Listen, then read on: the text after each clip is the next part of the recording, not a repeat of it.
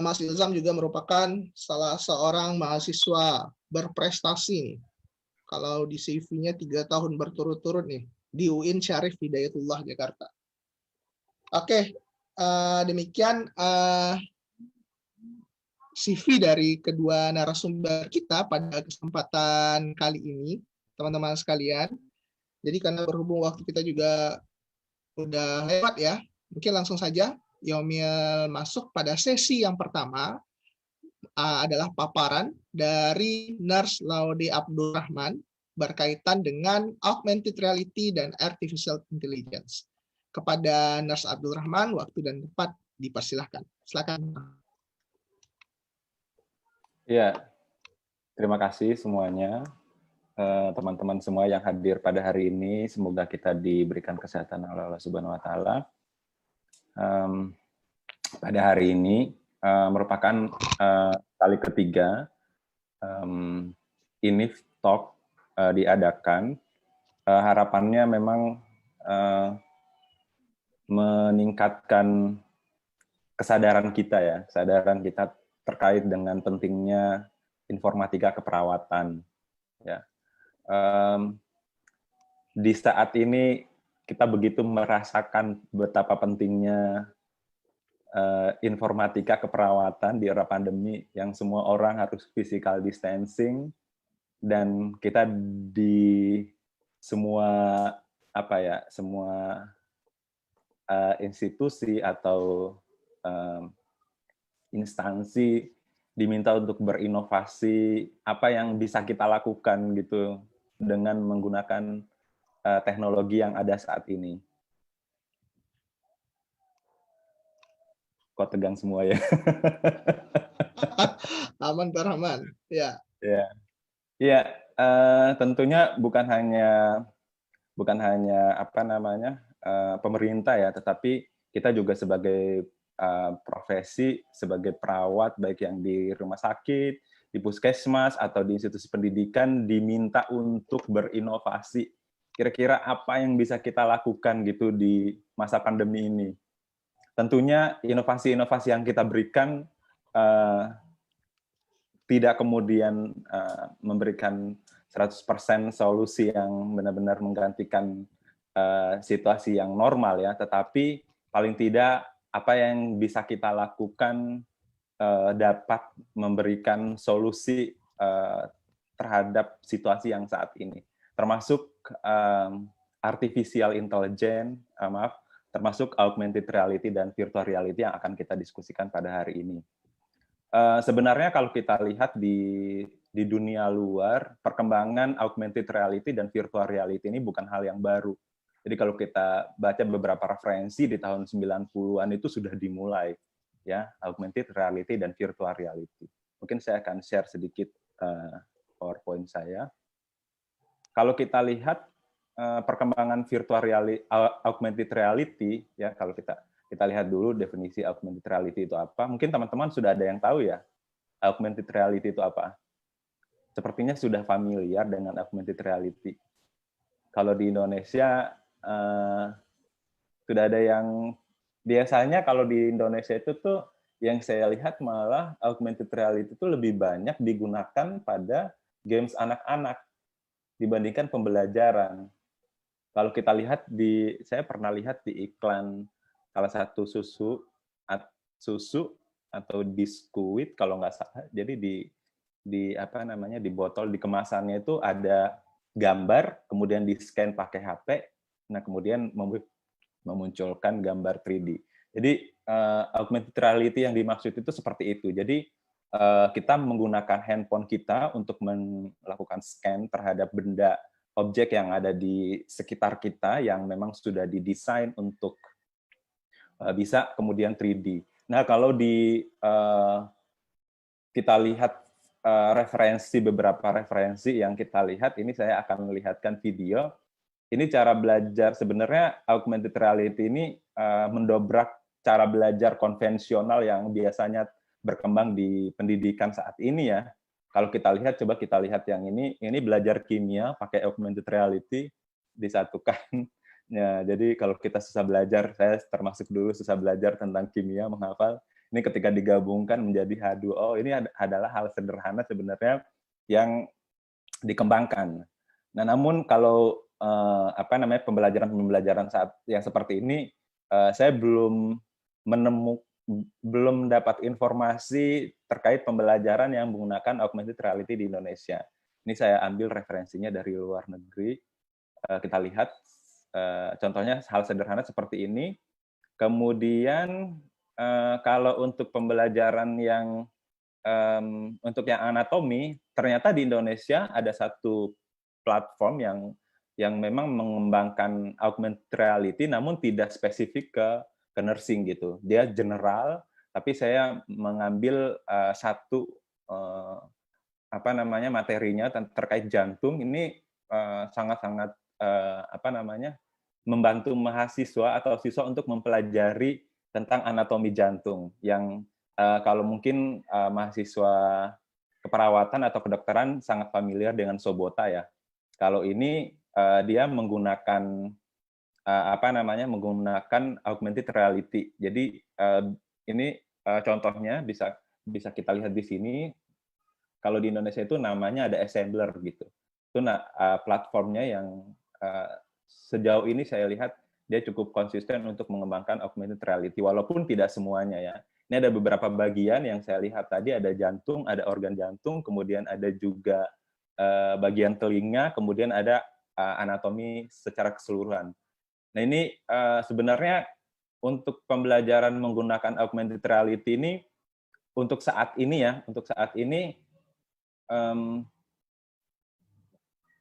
pembelajaran sudah ini ya, kalau teman-teman baik tenaga pengajar maupun mahasiswa, pembelajaran saat ini sudah sangat berbeda gitu dengan metode yang konvensional zaman dulu yang kita hanya membaca textbook dan lain-lainnya ya.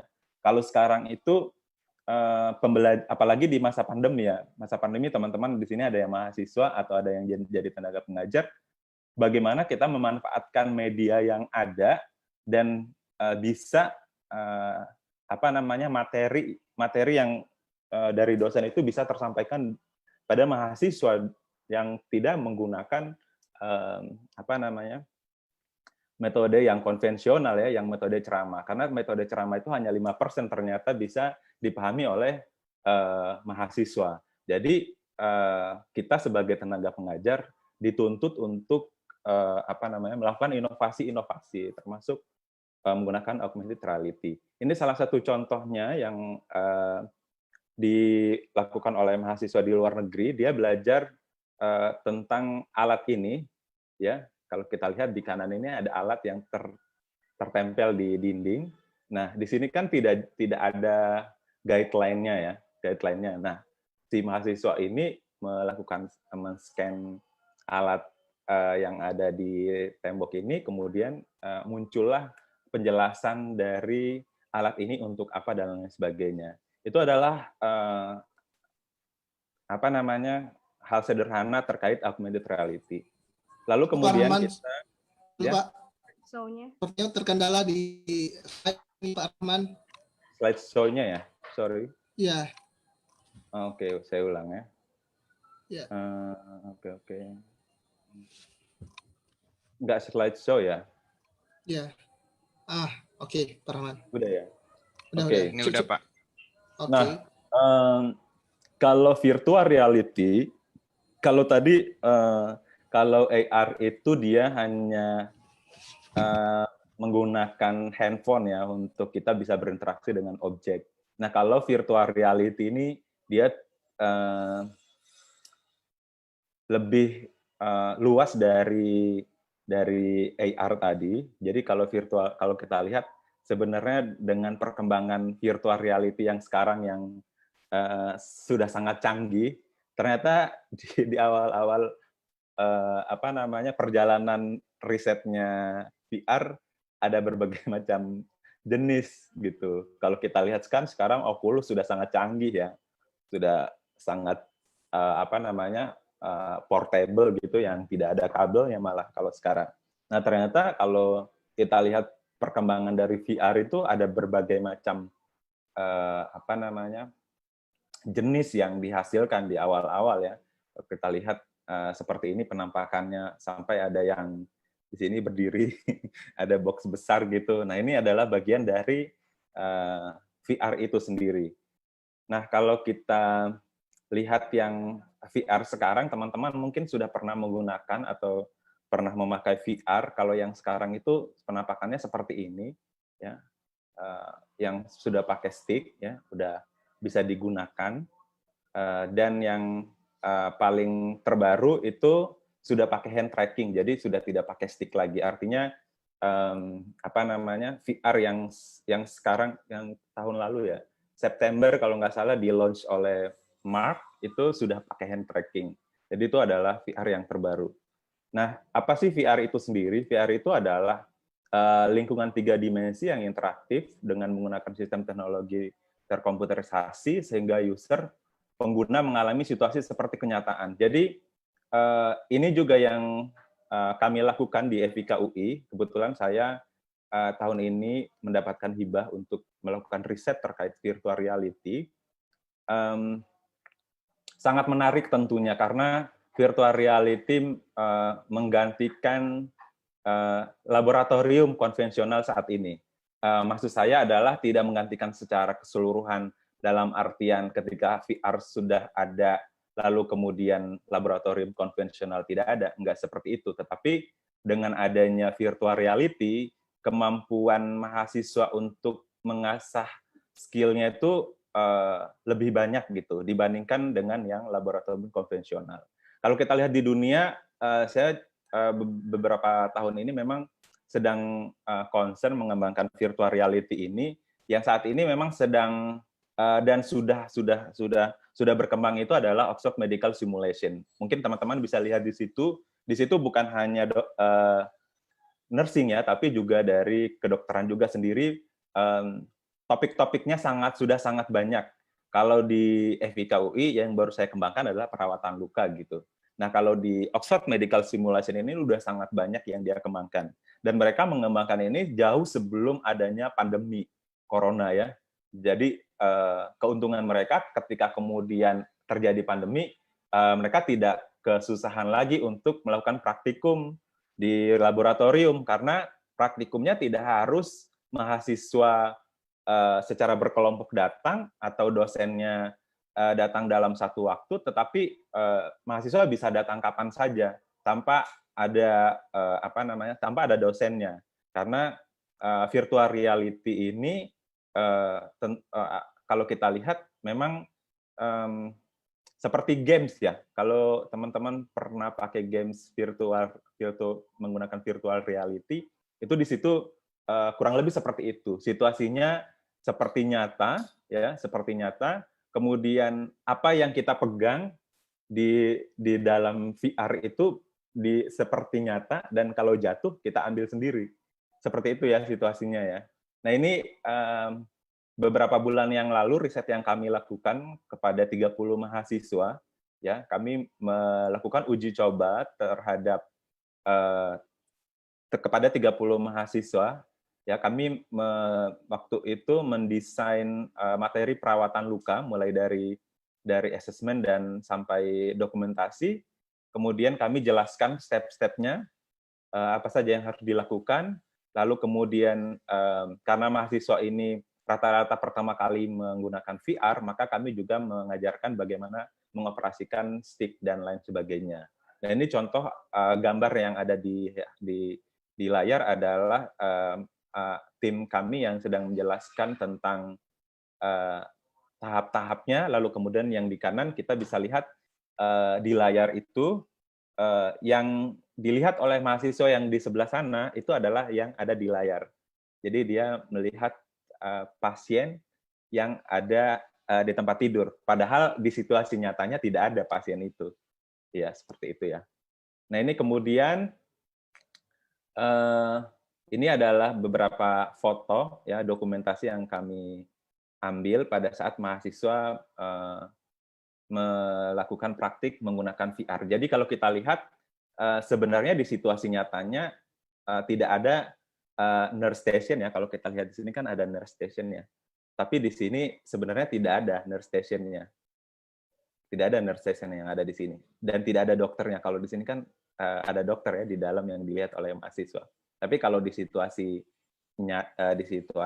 di dalam virtual, mahasiswa melihat ada dokter, ada pasien, ada kecil-kecil ya. Ada kemudian yang sedang duduk-duduk gitu. Nah, di situasi nyata sebenarnya tidak ada. Tapi di dalam VR-nya kelihatan seperti itu. Ini adalah saya akan memperlihatkan video pengalaman pertama saya. Jadi kalau ada suara-suara yang agak-agak norak, jadi diabaikan karena ini pertama kali saya menggunakan VR juga. Saya agak percepat. Ya, ini adalah situasi yang saya lihat. Saya pakai kacamata tadi. Yang biru ini itu adalah namanya teleport. Jadi kalau di dalam VR kita tidak perlu berjalan ya seperti yang ada di ruangan. Kita hanya menggunakan teleport untuk berpindah-pindah seperti itu. Jadi ini yang kelihatan di dalam VR ini kita bisa lihat sendiri. Saya berpindah ke sini. Saya berpindah ke sini.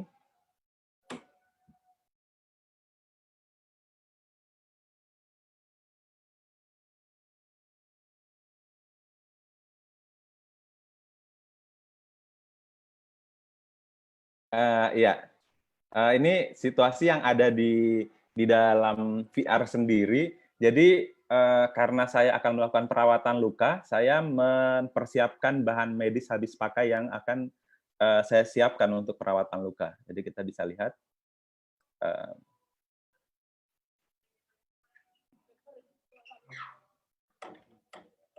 Ya.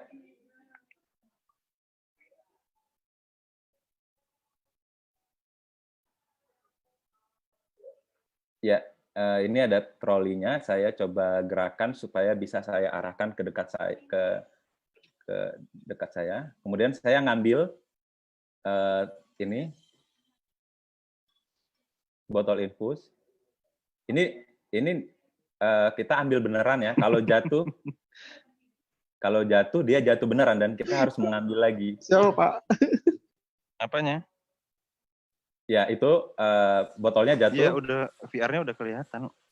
Dan itu diambil lagi. Jadi situasinya memang seperti nyata gitu. Jadi ketika bendanya jatuh dan kita harus ambil lagi. Kurang lebih seperti itu. Mati. Kemudian saya tadi pencet buat. Di sebelah kiri kita itu ada data pasien, identitas, kemudian pengkajian terkait perawatan luka dan intervensinya kami buat seperti itu. Jadi dalam materi perawatan luka yang kami buat bukan hanya langsung ke skill-nya saja, tapi kami membuat pengkajian, kemudian melakukan penegakan diagnosa, perencanaan, sama implementasi dan evaluasi. Jadi kalau kita lihat di sini, ada di sini di tab tablet ini, sebenarnya tablet ini bisa diambil, ya, bisa diambil dan bisa dipilih opsi mana yang ingin kita lakukan tindakan keperawatan di tablet sini. Jadi kalau di layar yang besar tadi hanya informasi general saja, tapi kalau yang di sini itu bisa kita klik-klik semuanya. Sayangnya tidak ada yang bisa. Sayangnya sekarang kita tidak bisa menggunakan VR-nya ya. Ya. Ya, lalu kemudian experience by price. Ya, ini saya tidak munculkan semuanya ya. Saya tidak munculkan dari awal sampai akhir. Harapannya nanti teman-teman kalau sudah nggak pandemi bisa main ke FIK UI untuk mencoba.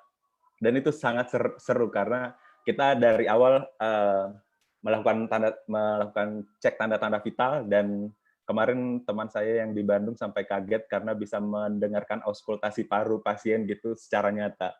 Padahal itu virtual. Itu tuh sangat luar biasa. Semuanya kita desain sesuai dengan apa yang kita inginkan. Karena pasien kemarin adalah pasien yang untuk khusus perawatan luka, maka untuk pemeriksaan tanda-tanda vitalnya kita normalkan gitu. Namun kalau kita ingin membuat topik yang dibuat mengalami kelainan di paru-parunya bisa juga ya seperti itu. Lalu kemudian kok udah referensi ya? Kayaknya ada yang kelewat. Ya, nah ini beberapa riset yang kami dapatkan untuk penggunaan aplikasi berbasis virtual reality simulation itu meningkatkan pengetahuan dan keterampilan mahasiswa. Kemudian VR dapat merangsang motivasi belajar, menciptakan lingkungan belajar, dan meningkatkan motivasi mahasiswa. Dan terakhir, metode pembelajaran menggunakan media VR lebih hemat biaya. Nah, ini yang akan saya bahas sedikit terkait dengan hasil penelitian kami yang kemarin. Kami meneliti terkait motivasi mahasiswa, namun saya tidak publikasi di sini karena manuskripnya sedang proses publikasi, jadi saya tidak munculkan di sini. Jadi setelah mahasiswa menggunakan VR, motivasinya meningkat dan kami melakukan uji kesiapan alat, ya kesiapan alat. Karena kan ini teknologi, jadi kita harus uji dulu apakah sudah siap digunakan sebagai alat pembelajaran atau tidak. Dan hasilnya, alhamdulillah, alatnya sudah siap untuk digunakan di pembelajaran kita. Lalu kemudian tentunya metode pembelajaran menggunakan VR lebih hemat biaya, ya. Kalau kita lihat, kita bayangkan ada 100 mahasiswa yang melakukan perawatan luka setiap dalam satu waktu, itu sudah berapa bahan medis habis pakai yang habis kan? Belum hand sanitizer-nya, handscoon-nya, kemudian kain kasanya, plester dan lain sebagainya gitu. Nah, kita bisa bayangkan kalau mahasiswa itu menggunakan VR, itu mau coba 100 kali pun dalam sehari, bahan medis habis pakainya nggak habis gitu, dan kita tidak akan perlu melakukan pengadaan pembelian bahan medis habis pakai. Gitu. Dan kelebihannya tentunya di masa pandemi ini, kalau mahasiswa punya alat ini, dia bisa praktek di mana saja. Jadi kayak virtual, kayak laboratorium portable ya, virtual laboratorium portable yang bisa kita bawa kemana saja gitu. Dan dia nggak harus di laboratorium, tapi dia bisa praktek di mana saja, di rumah atau di dia bisa belajar kelompok seperti itu. Yang penting mahasiswa punya device-nya dan punya software-nya atau konten materi tersebut. Ini yang sangat menarik di virtual reality karena mahasiswa kalau sekarang kan dengan adanya PJJ itu prinsipnya lintas ruang dan waktu ya, lintas ruang dan waktu. Jadi artinya dimanapun dan kapanpun. Nah, virtual reality ini sangat-sangat membantu mahasiswa di zaman pandemi ini. Sebenarnya kalau institusi pendidikan punya device-nya, itu sangat-sangat membantu mahasiswa karena tentu dengan virtual reality dapat mengasah kemampuan psikomotornya mahasiswa seperti itu. Dan kalau ada yang bertanya, apakah virtual reality dapat menggantikan praktikum konvensional? Saya jawab tidak, karena prinsipnya virtual reality ini mengasah kemampuan mahasiswa mengingat step-stepnya. Karena kalau kita lihat sebenarnya kalau skill itu kan ke step-stepnya, bagaimana supaya tahap demi tahapnya tidak terlewatkan. Nah ini di virtual reality sangat membantu gitu. Nah ini nanti kalau kemudian mahasiswa sudah merasa bahwa dia sudah mampu untuk melakukan perawatan luka yang sebenarnya, barulah dia mencoba yang konvensional. Artinya dengan virtual reality sangat-sangat membantu mahasiswa. Pun kemudian kalau dosen, saya kira di situasi yang normal ke depannya, dalam artian new normal, itu tidak akan lagi pembelajarannya seperti biasa ya. Kita diminta untuk banyak mengeluarkan tenaga karena ada pembatasan nanti satu dosen ada 5 mahasiswa, seperti itu, tidak seperti biasanya lagi satu dosen 30 mahasiswa dalam satu laboratorium deh. Nah ini VR ini sangat membantu tenaga pengajar seperti itu. Kalau di Oxford Medical Simulation, selain untuk mahasiswa, digunakan juga untuk dokter dan perawat yang ingin mengupgrade skill-nya gitu. Jadi di Oxford Medical Simulation itu difasilitasi untuk itu. Ya mungkin cukup dari saya terkait AR dan virtual reality. Nanti selebihnya akan kita diskusi lagi. Dan satu lagi mungkin untuk perkembangan virtual reality dan AR di Indonesia, setahu saya sih belum banyak yang mengembangkan ini, khususnya di bidang keperawatan ya, atau di institusi pendidikan keperawatan. Mungkin teman-teman yang ingin tertarik bisa kita berkolaborasi untuk riset terkait hal ini. Ya, saya kira cukup. Terima kasih. Assalamualaikum warahmatullahi wabarakatuh. Waalaikumsalam warahmatullahi wabarakatuh. Terima kasih banyak Pak Rahman atas paparannya. Banyak sekali inti-inti informasi yang kita dapatkan dari paparan Pak Rahman tadi. Oke, untuk kegiatan selanjutnya, kawan-kawan, mungkin kita dengarkan terlebih dahulu ya paparan berikutnya dari Mas Ilzam. Kepada Mas Ilzam, waktu dan tempat kami persilahkan. Halo, baik. Assalamualaikum warahmatullahi wabarakatuh. Waalaikumsalam warahmatullahi wabarakatuh. Ini saya ada juga yang ingin saya share. Nah, sudah kelihatan? Oke, sudah, Mas Ilzam. Perkenalkan, nama saya Ilzam. Di sini saya keseharian sebagai entrepreneur, di mana ada beberapa produk startup dan teknologi yang saat ini kami kembangkan. Dan kebetulan salah satunya adalah produk yang berkaitan dengan manfaatan teknologi artificial intelligence dan machine learning. Nah, sebelumnya mungkin kawan-kawan juga sudah pada tahu tentang AI, di mana sebuah program ataupun software yang memang didesain untuk bisa membaca, mengidentifikasi ataupun melakukan sesuatu yang diinginkan. Oke, kalau misalkan kita lihat perkembangan, kita melihat perkembangan di luar ya, terutama pemanfaatan AI berdasarkan laporan dari CB Insight. Di tahun 2016 saja bahkan 86% di US itu sudah memanfaatkan dan mengadopsi AI dalam kegiatan profesionalnya.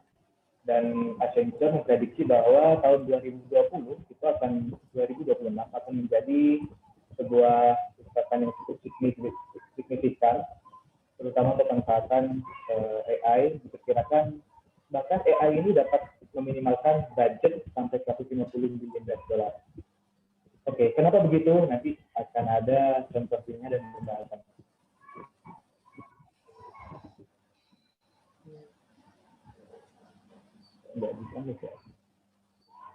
Oke.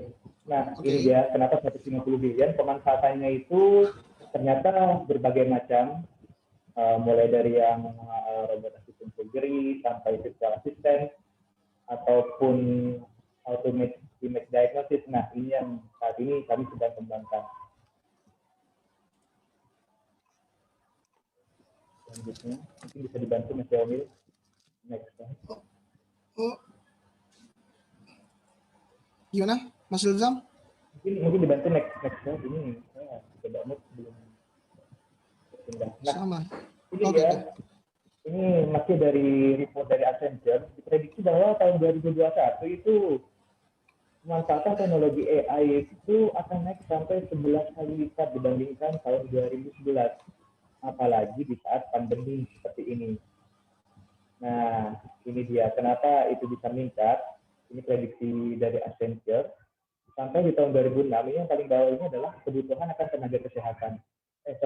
Ini adalah jumlah tenaga kesehatan ya, suplainya ya, baik dokter, perawat, baik yang umum sampai spesialis, jumlahnya tidak terlalu naik secara signifikan dibandingkan permintaan ataupun demand. Nah, diharapkan AI dapat mengisi gap di antara kebutuhan akan tenaga kesehatan dan jumlah permintaannya.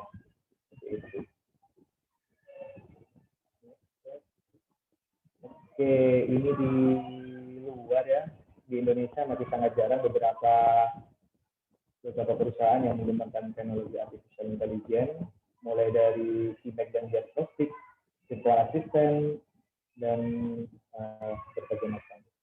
Oke, di Indonesia ini akan saya share saat ini sedang kami kembangkan yaitu Cek Mata. Cek Mata ini ada dua produk menggunakan teknologi AI yaitu Cek Katarak dan Cek Luka. Kami percaya bahwa identifikasi dini itu sangat berpengaruh terhadap suksesnya sebuah perawatan. Nah, ini share untuk video penggunaan AI. Jadi kami gunakan sesimpel mungkin, tinggal upload sebuah gambar tentang kondisi baik luka ataupun deteksi dini kondisi mata, apakah orang berapa persen beresiko. Nah, secara otomatis kawan-kawan akan melihat di sini, ini yang kotak-kotak ini adalah analisa by AI ya. Dia mengidentifikasi ada infeksi, ada luka yang nekrosis, akan ada penjabaran juga di setiap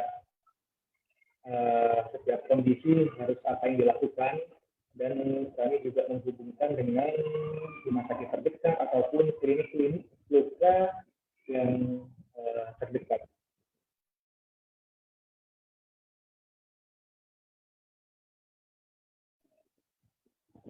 Nah, hal ini kami berangkat dari problem yang kami lihat. Yang pertama, di Indonesia ini dokter yang memang spesialis untuk merawat luka itu baru satu yang kami tahu. Kemudian perawat yang sudah sertifikat untuk merawat luka itu tidak banyak, sekitar 10 ribuan. Namun di lain sisi, kasus untuk masalah luka, baik diabetes ataupun kanker itu sangat tinggi dan diperkirakan sampai 8 juta orang ya, dan berkali-kali untuk perawatan. Kondisi di lapangan adalah para pasien itu datang terlambat sehingga penanganan tidak cukup, memakan biaya 500 ataupun ya 700 ribu, tapi puluhan juta kalau misalkan harus sampai di operasi. Nah, inilah kenapa harapan kami AI ini dapat membantu masyarakat untuk mengenali berbagai masalah kesehatan yang ada. Sama dengan kondisi mata, terutama katarak ya, 3,9 juta orang mengalami masalah mata dan 80% itu disebabkan oleh katarak. Namun tenaga kesehatan, terutama dokter mata, itu hampir 45% masih berkedudukan di Jawa. Oke, ini kembali penjelasan bagaimana aplikasi kami bekerja. Tinggal upload image dan secara otomatis teknologi kami akan membaca kondisi apa yang ada pada luka tersebut, kapan saja, dan dalam ribuan gambar sekalipun aplikasi kami akan membaca gambar. Nah, ini adalah progres bagaimana di balik layar dari mata. Kami sudah melatih gambar, mengambil sampel gambar kurang lebih 2.200 ya, baik terdiri dari gambar-gambar luka dan gambar-gambar mata. Kami sudah tes langsung untuk menilai akurasi ke sekitar 500 orang ya, dengan kondisi luka ataupun katarak, hingga keluar akurasi 80-85%. Nah, ketika kita bandingkan untuk teknologi AI yang lebih progresif, kita bandingkan dari luar ya. Nah, terutama teknologi existing apa sih yang sudah ada. Yang pertama dari sisi untuk asesmen luka, untuk kondisi luka, saat ini yang masih ada di Indonesia itu masih penggunaan metode yang konvensional, di mana mengukur kondisi luka menggunakan penggaris ataupun menggunakan pinset untuk mengukur ke dalam ya. Nah, lebih maju lagi di UK dan di Belanda itu ada dua alat ini, namun base-nya masih IoT di sini. Nanti akan difoto kondisi luka tersebut dan dianalisa secara manual dari dashboard yang sudah dibuat. Nah, teknologi yang kami buat saat ini memang full otomatis. Ketika ada gambar akan langsung diinterpretasi oleh gambar tersebut. Ini adalah saya dan tim saya. Beberapa award yang kami dapatkan baik dari lokal ataupun internasional, dan terakhir kami meraih award dari Alibaba Cloud Competition tahun 2019. Sekian pemaparan dari saya untuk sesi diskusi dan tanya jawab seputar pengembangan AI, dan based on pengalaman kami bisa dijadikan jawab. Kami kembalikan ke Mas Yaumil. Terima kasih atas perhatiannya.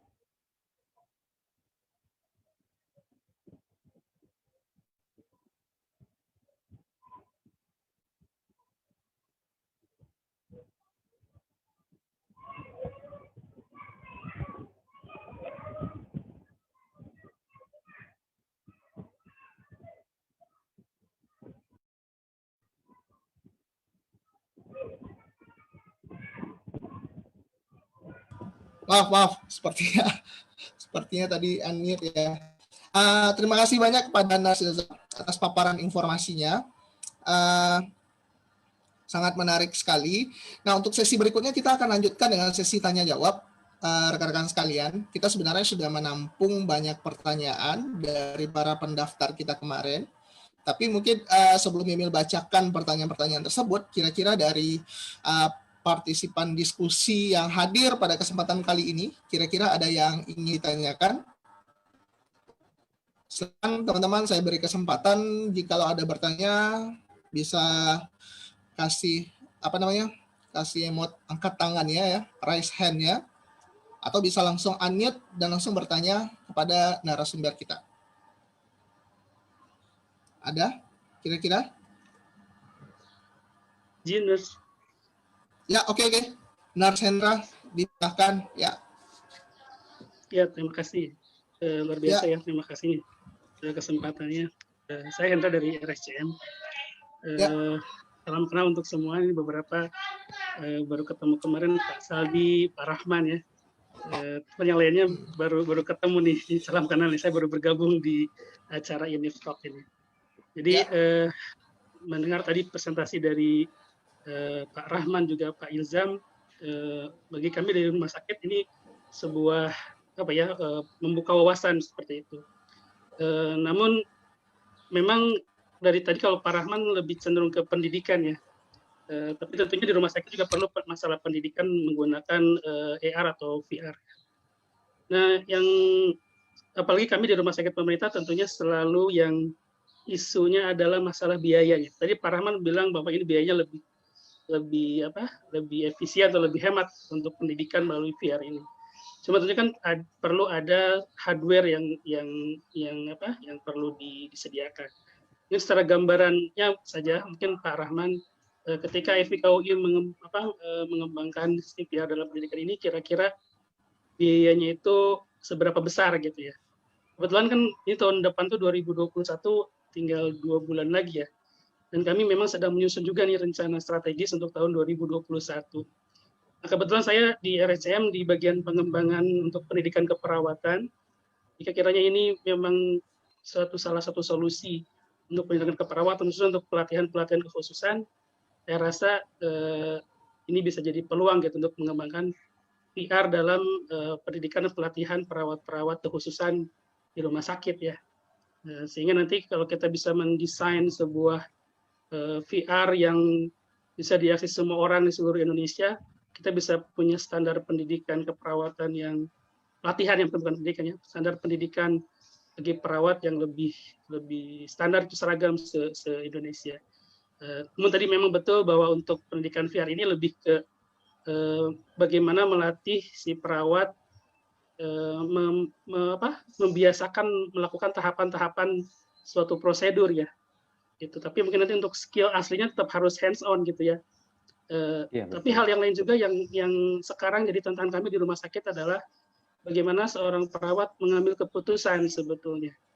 Bagi saya VR juga jadi bisa peluang untuk teman-teman perawat melatih cara dia mengambil keputusan.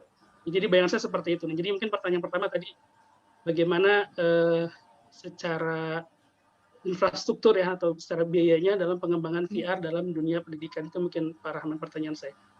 Untuk Pak Ilzam terkait pengembangan AI ini tadi luar biasa ya dalam hal mendiagnosis atau lebih ke deteksi dini ya untuk kondisi-kondisi penyakit. Nah, tadi sebenarnya sudah dijelaskan tentang uji coba ke 500 orang gitu ya Pak Ilzam ya. Cuma kan dalam kita di dunia pelayanan kesehatan ini tentunya ketika kita mendiagnosis itu perlu sekali akurasi dan juga betul-betul menghindari ada kesalahan diagnosis. Nah, bagaimana nih tantangannya dari Mas Ilzam ketika mengembangkan ini sehingga bisa menghasilkan bahwa hasil diagnosisnya atau hasil AI-nya ini betul-betul akurat gitu. Apakah melalui uji klinis atau seperti apa gitu ketika kita mengembangkan AI itu, apakah sudah ada standarnya tidak ketika AI itu kita berani launching dalam hal dunia kesehatan untuk mendiagnosis sebuah penyakit atau sebuah kondisi, kemudian kita bisa mulai terapkan ke pasien gitu. Ini kan ada terkait patient safety. Itu mungkin 2 pertanyaan saya, Pak Yaumil Fajri. Terima kasih. Oke, makasih banyak Nas Hendra. Kira-kira langsung ditanggapi ya, Pak Rahman dan Nas Ilzam ya. Nas Rahman, pertanyaan pertama tadi mungkin silakan. Ya, terima kasih Pak Hendra sudah bergabung bersama kita hari ini ya dan memberikan pertanyaan. Sebenarnya Pak, kalau kita mengestimasi terkait budget untuk VR ini seperti halnya membangun laboratorium fisik sih jatuhnya Pak. Jadi membangun kita bayangkan laboratorium fisik beserta dengan alat-alatnya yang ada di dalam seperti itu. Kalau untuk biayanya memang di awal sih lumayan mungkin ya sekitar di sekitar 90 sampai 100. Tetapi yang kita pikirkan adalah depannya, maksudnya ini akan dipakai sampai 100 tahun ke depan gitu. Ya tidak akan rusak kan, maksudnya bahan medis habis pakainya juga tidak akan hilang, ya kan? Tetap ada di dalam, kemudian bangunannya juga akan seperti itu karena ternyata membuatnya Pak Hendra itu susah gitu. Jadi tim yang membangun ini sekitar 4 bulan kalau tidak salah. Itu saja kami sudah kejar-kejar harus jadi. Jadi 4 bulan. Jadi seperti ini Pak, seperti membangun laboratorium biasa gitu. Karena kan 3D ya. Jadi 3D itu dalam artian barang yang kita lihat dan barang bahan medis habis pakai yang kita lihat di dalam VR itu bisa kita pegang 3D gitu. Kelihatan kalau bengkok ya bengkok, ada bawah, samping dan lain sebagainya seperti itu, seperti nyata gitu. Tapi dia virtual. Begitupun kalau nanti kapan-kapan Pak Hendra kalau ada waktu bisa mampir di FIKUI nanti coba sendiri gitu. Itu kalau tadi itu seperti botol infus jatuh gitu ke lantai kita ambil. Seperti itu. Karena memang timnya itu mendesain, bahkan kalau saya bisa cerita yang paling lama itu adalah di proses pembuatan bahan medis habis pakainya itu harus spesifik gitu. Panjangnya berapa, lebarnya berapa, kemudian troli aja itu tuh tingginya, jadi harus spesifik. Pun kain kasa itu tuh harus ketipisannya itu berapa gitu. Itu emang sangat sulit gitu. Jadi memang satu-satu ditanyain ukurannya dan sebagainya sampai kemudian jadi kalau ada yang salah harus diulang lagi. Dan ternyata saya juga baru tahu membuat konten VR itu tidak seperti mengedit video yang oke, ini nggak pas di-cut aja gitu. Ternyata tidak semudah itu. Jadi harus ada codingnya lagi yang dirubah dan lain sebagainya. Dan itu sangat lama sekali. Jadi 4 bulan kemarin itu karena kami meminta sudah harus dilakukan penelitian sehingga kalau bisa jadi sesegera mungkin. Begitu sih Pak. Kemudian kalau untuk yang tadi peluang sebenarnya Pak Hendra kalau di luar negeri, kalau tadi kan yang saya jelaskan tentang ini ya Pak, tentang VR di dunia pendidikan. Kalau di luar negeri bukan hanya di dunia pendidikan tapi di intervensi keperawatan malah untuk distraksi pada pasien-pasien leukemia ya kalau nggak salah itu untuk mengurangi nyeri mereka pakai VR seperti itu. Dan kalau di Jepang mereka sedang mengembangkan virtual reality untuk lansia. Jadi ada video yang pernah ditunjukkan oleh teman saya yang baru selesai kuliah di Taiwan. Dia punya project riset dengan Tokyo University kalau tidak salah. Itu sedang mengembangkan VR untuk lansia. Jadi singkatnya sih lansia tidak punya kemampuan untuk jalan-jalan rekreasi. Jadi VR itulah yang mewujudkan mereka untuk berrekreasi kemana-mana gitu. Jadi ada yang sampai ya jadi macam-macam gitu. Nanti saya perlihatkan nanti ya. Itu di Jepang seperti itu. Nah kalau di Asia selain Jepang saya tidak tahu perkembangan VR seperti apa. Namun dengan adanya pandemi seperti ini beberapa perguruan tinggi di Taiwan sedang mengembangkan virtual reality juga. Jadi kalau di rumah sakit Pak Hendra bukan hanya untuk perawat juga, tapi bisa juga untuk pasien-pasien gitu. Bisa kita kembangkan VR untuk pasien-pasien. Seperti itu, Pak. Oke, makasih Pak Rahman atas informasinya dan jawabannya ya. Demikian ya Nas Hendra ya. Jadi Pak Rahman, poin penting yang disampaikan Pak Rahman tadi adalah yang untuk biaya infrastruktur pelatihan mungkin di awal akan besar, tapi untuk jangka panjang itu akan jauh lebih efisien dibanding yang konvensional. Terus pertanyaan selanjutnya dijawab oleh Nars Ilzam. Halo.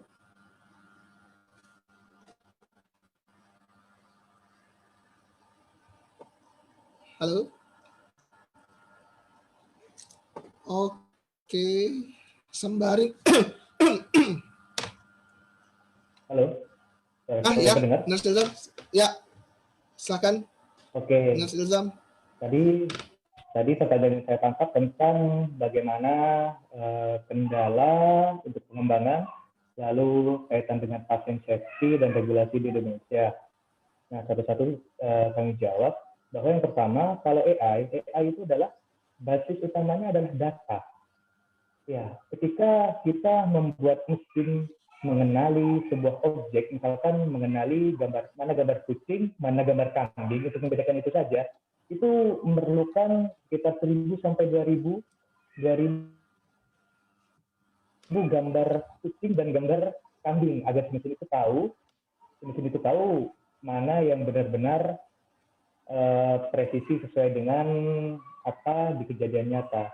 Nah, untuk saat ini, kalau misalkan bicara tentang kondisi kesehatan, ya dengan syarat gambar ataupun data itu paling tidak kita siapkan 10.000 data. Misalkan kondisi luka, kita perlu data untuk mencapai akurasi terbaik atau istilahnya state of art yang hampir mirip dengan manusia, itu paling tidak satu kategori hampir 10.000 data. Setidaknya kita harus mengumpulkan 10.000 data. Bayangkan saja kalau misalkan untuk kondisi luka nekrosis, kondisi luka yang sudah granulasi, kondisi luka yang infeksi, masing-masing kita harus punya 10.000 data dari kondisi tersebut.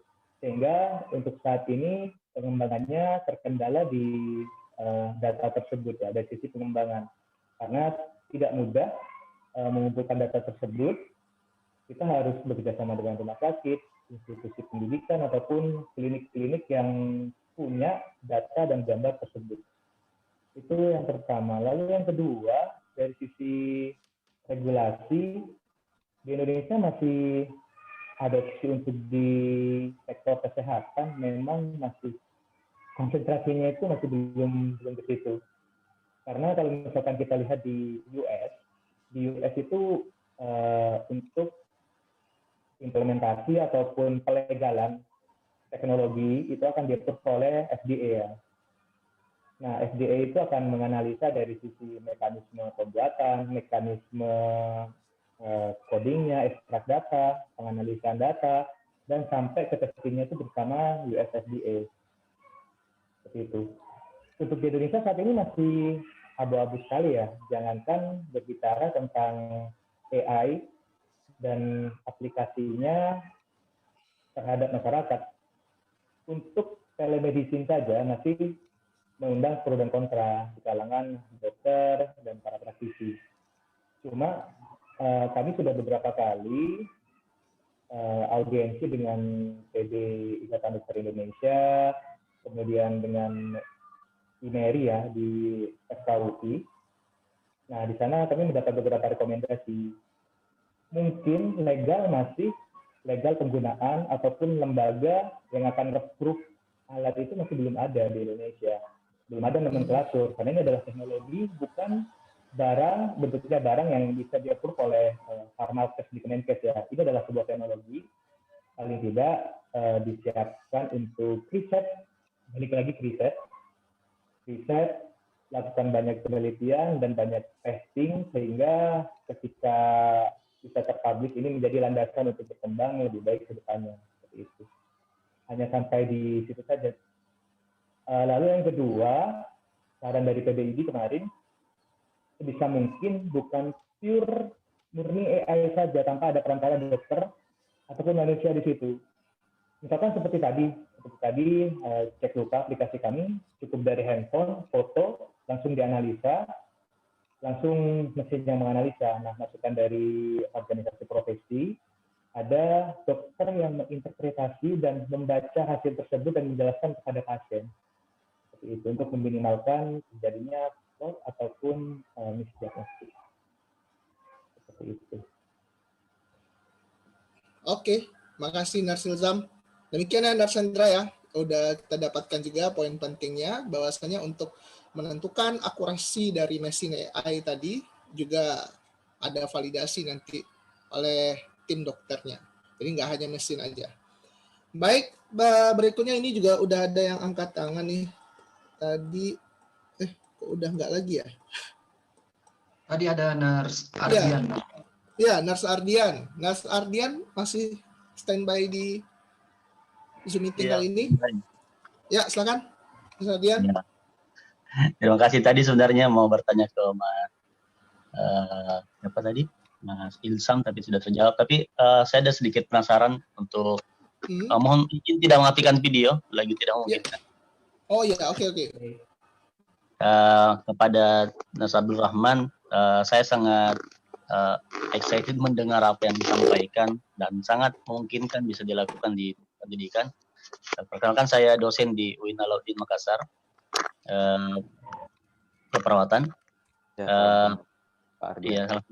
Iya, saya pernah ke UI juga saat itu hukum mengawas di FIK lantai 7 ya kalau nggak salah. Iya, baik Pak. Ini yang disampaikan tadi sangat memungkinkan dan memang kayaknya sudah harus jalan segera, terutama di kondisi sekarang di mana di awal pandemi ini kita sebagai dosen kemarin kebingungan mencari alternatif apa yang harus dilakukan ini dengan skill mahasiswa dengan hanya online dan sebagainya, itu seperti apa, dan sepertinya ini menjadi sebuah jawaban. Namun bagaimana ke depannya nih Pak mengenai pengaplikasian ini nantinya di dunia pendidikan. Saya membayangkan ini sudah terlaksana dan kemudian kita harus menghadapi satu akreditasi misalnya. Di akreditasi kan ada perhitungan tuh berapa alat-alat yang dimiliki oleh sebuah laboratorium dengan jumlah mahasiswa dan itu ada perhitungannya. Kira-kira nanti ini ada apakah aplikasi seperti ini akan masuk intervensi juga ke akreditasi dan mungkin di kurikulum akan ada juga domainnya.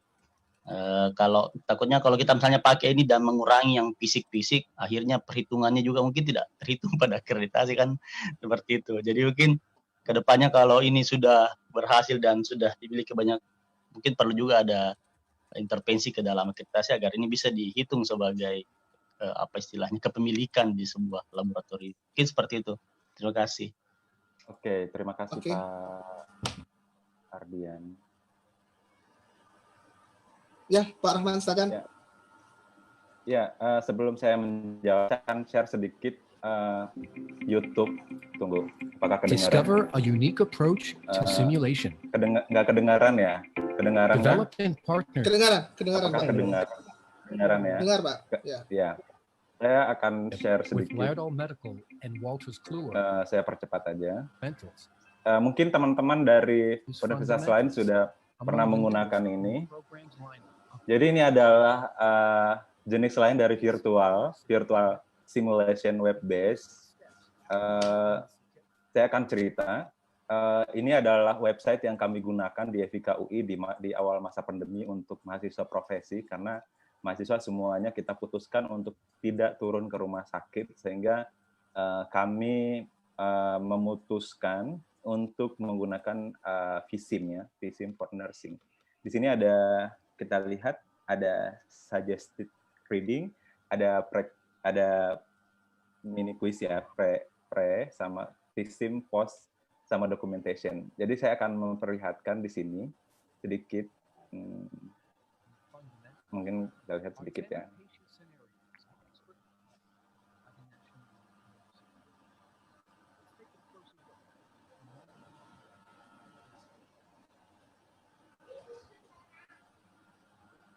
Ya, di sini kita lihat kalau di website yang sebetulnya, si website ini kalau kita klik active wash hands, jadi perawat ini nanti mencuci tangan. Kemudian identify pasien, dia mengidentifikasi dan sebagainya dan lain sebagainya. Jadi ini sangat menarik sih pembelajaran ini. contohnya. Saya Pak Rahman, maaf, slide-nya kayaknya terkendala lagi nih Pak Rahman. Kalau di nggak saya ya. slideshow ya? Nggak slideshow. Nggak jalan videonya, Pak Rahman. Oh gitu. Agak ini kayaknya. Iya. Iya.